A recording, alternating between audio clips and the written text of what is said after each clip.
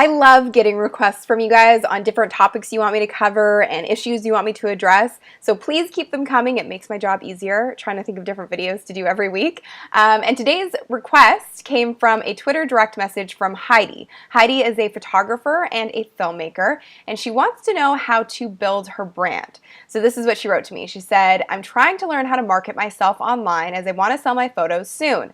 Would love any advice. Could you do more videos on how to self-promote, as that's always an interesting exercise?" Yes, the idea of self-promotion is a bit of a weird one, and actually that phrase kind of makes my stomach turn because it gives you the misconception that it's all self-serving. But the reality is you build your brand online and you build a loyal following by adding value to people's lives and adding so much value that they just can't get enough of you. So here are my top 5 elements of successful self-promotion. First and foremost, your credibility is everything. One of my favorite sayings is credibility is like virginity. Once you lose it, you can't get it back. What is the purpose of building your brand? I hear so many people say that they want to blow up and they want to get all these followers and all this stuff, but why?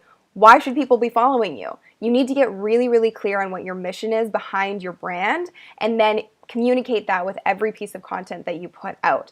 Because a lot of the times, fame is really fleeting and people will get a lot of followers really quickly sometimes, but they're not necessarily going to last if it's based on superficial reasons. When I say credibility, I don't mean you have to be an expert in your niche. You just have to be really honest with where you're at. So be authentic about the fact that you're just starting out in your industry and that you're just starting a YouTube blog or whatever it is that you're trying to do, because your audience will trust you more if you're honest with them off the bat.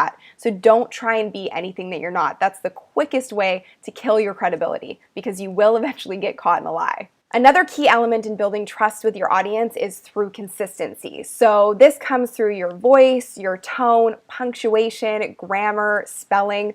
All of those things should be consistent across platforms. The ideal situation is that someone sees a tweet from you or a Facebook post or some sort of online communication and they don't even need to see your name, but they know that it's coming from you because you're being truly authentic. And remember, you're the only you in the world, so you're the only person who talks like you do.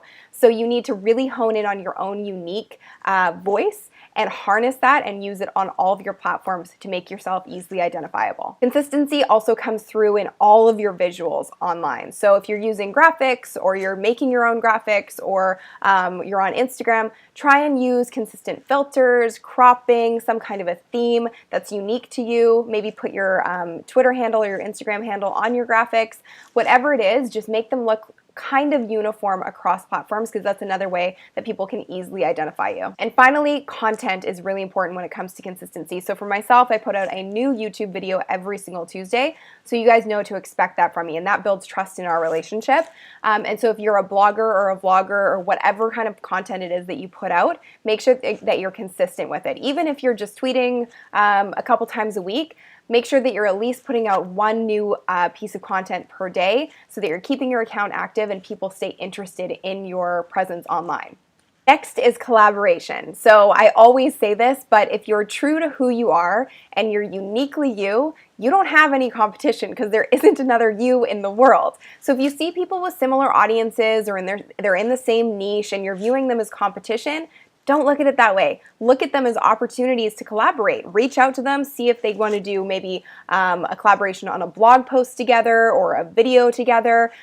Work together with them somehow, some way, and that's going to open you up to their audience and them up to your audience. So it extends both of your reach and it's mutually beneficial. And you don't always have to get something out of it either. Just support other people and they will support you eventually. So whether that means you need to promote somebody's work for them or somebody has a contest going on, or maybe you need to make a connection for somebody to someone that you know, just build relationships with people like you would offline. Help them out and don't expect anything in return, but eventually something will probably come back to you that will benefit your own business, your own brand, or your own life. You wouldn't walk up to somebody on the street and immediately say, "Hey, do you want to buy my ebook?" So don't do it online. That's not a real way of communicating with somebody. Make sure that you're adding value to other people's lives before you expect any value in return. Building your brand online is all about relationships, and the best way to create relationships is to actually have dialogues with people. So use tools where you can set up search streams like things like Hootsuite or TweetDeck or whatever tool that you may use, and use search streams to look for people who are talking about things in your niche and reach out to them before they have to find you. That's a great way to extend your reach almost immediately.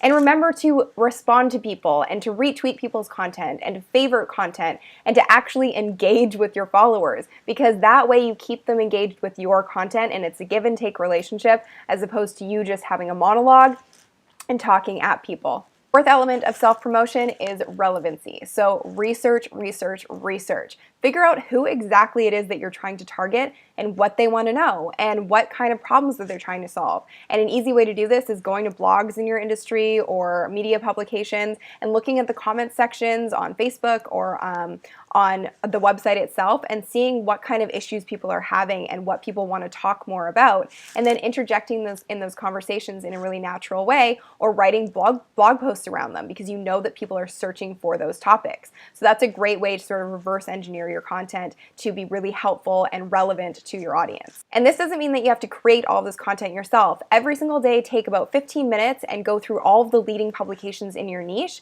and figure out what the top news stories of the day are, what people are talking about, and then schedule that content and links and articles and all of those things to go out on your own profiles on social media throughout the day. The final element, and probably the most important, is being humble. Please don't take yourself too seriously, and please don't call yourself an expert. Let your work do the talking for you. When you do really good work, people recognize that and they'll start calling you an expert, but try not to proclaim it yourself. Focus on doing your best work, finding the right audience in your niche, distributing really valuable content, and I promise you, your following will increase. Whether you have a following of 1 or 1 million right now, keep in mind that those followers are real human beings who care about what you're doing and care about your initiatives and your content. So be grateful for that, because the minute that you take that for granted is the minute that you kind of kill your own brand. Too much ego will kill your talent, and that's definitely the case when it comes to building your presence online. This is a really lengthy subject, and I'm sure I've just scratched the surface today, but if you want to dive a little deeper, 3 of my favorite books on this topic are Utility by Jay Baer, Jab, Jab, Jab, Right Hook by Gary Vaynerchuk, and Tribes by Seth Godin. I'll put links to those books in the About section below. If you found this video helpful, please share it with your friends and hit the like button below. And make sure you subscribe because I post new video marketing and social media tutorials every single Tuesday. If you have a request for a video like Heidi did on this one, please let me know in the comments section below. Thank you so much for watching, and I'll see you guys next time.